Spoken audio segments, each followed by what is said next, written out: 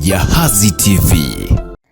Waziri wa Nchi, Ofisi ya Makamu wa Rais wa Muungano na Mazingira, Mhandisi Hamadi Yusuf Masauni amewataka wananchi kupewa elimu kuhusu kupendana na kujaliana ili kuweza kulinda muungano wa nchi.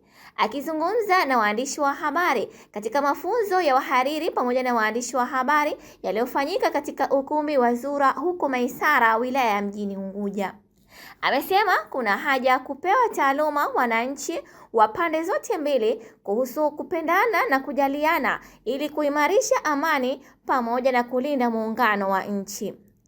Watujengee elimu ya kutosha ili tuweze kuwa na utamaduni wa kuweza kuvumiliana na kustahamiliana.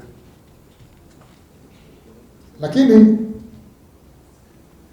yale niliyozungumza kuhusu kujaliana na kupendana, kwamba leo itakapotokea Mtanzania wa Kigoma au Lindi anafaidika kwa kuwepo kwake ndani ya muungano, Mtanzania aliyeko Nungwi au Chake Chake afurahi au raha.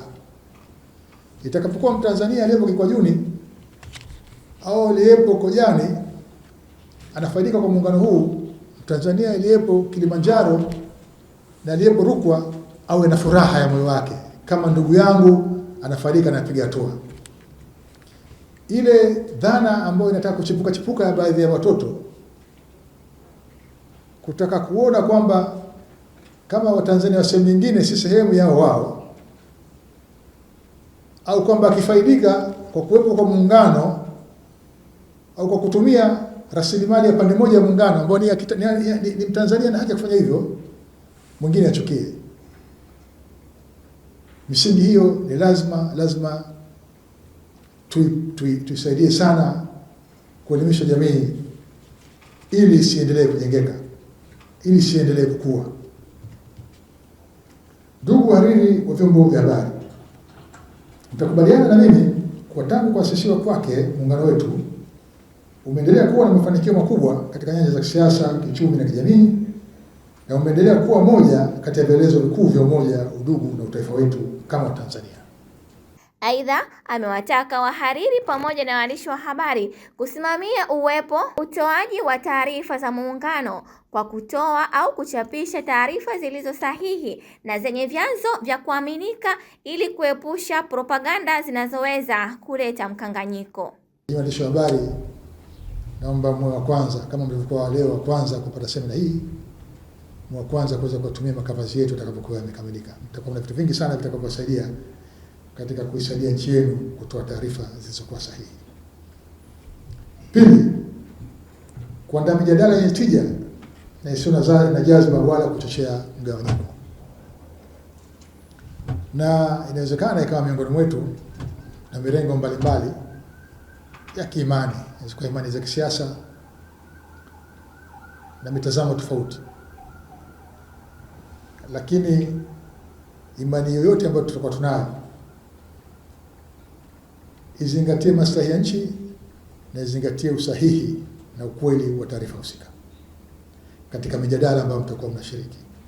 Naye Waziri wa Nchi, Ofisi ya Makamu wa Pili wa Rais wa Zanzibar, Mheshimiwa Hamza Hassani Juma amewataka wahariri pamoja na waandishi wa vyombo vya habari kuzingatia sera ya taifa katika masuala ya nchi ili kulinda amani ya nchi na muungano. Hata hivyo, ametoa wito kwa vijana kutoanzisha vurugu na kutunza tunu ya muungano pamoja na kupatiwa elimu kupitia makundi mbalimbali.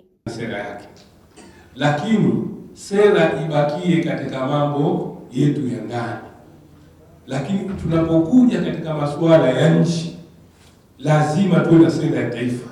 Iko haja wahariri, nafikiri katika vikao vyenu lazima tuelekeze kwamba tunapotoa taarifa zetu, tunapogusa yale mambo sensitive, tunapogusa moyo wa nchi, muungano, lazima sote tuwe na sera ambayo tunapelekea katika kuulinda muungano wetu. Nzuri, Zanzibar tuna mabaraza ya vijana.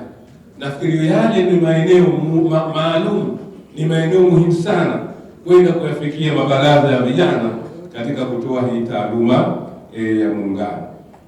Zainab Ali, Jahazi TV. Jahazi TV.